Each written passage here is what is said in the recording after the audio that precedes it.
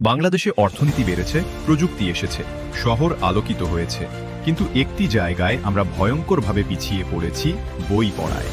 CU world ম্যাগাজিনের সাম্প্রতিক জরিপ বলছে, বই পড়ায় ১০২টি দেশের মধ্যে বাংলাদেশের অবস্থান ৯৭তম। একজন বাংলাদেশি বছরে বই পড়ে মাত্র ৬২ ঘন্টা, অর্থাৎ ৩টি বইও না।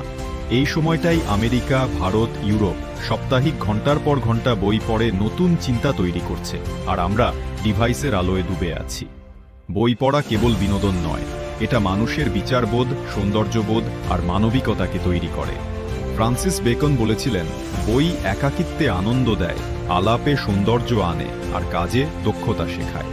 আমাদের দেশের জাতীয় গ্রন্থকেন্দ্র আছে, বইমেলা হয়, বাজেটও আছে, কিন্তু পাঠাভ্যাস জাগানোর সেই আন্তরিকতা কোথায়? নিম্নমানের বই, অনাগ্রহী নীতি আর মোবাইল আসক্তি আমাদের জ্ঞানের ক্ষুধাকে হত্যা করছে।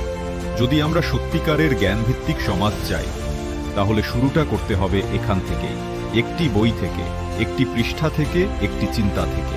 কারণ বই পড়া মানুষই বদলায় সমাজ। বাংলাদেশকে এগিয়ে নিতে হলে হাতে বই, মনে জ্ঞান, এই পথেই আমাদের মুক্তি।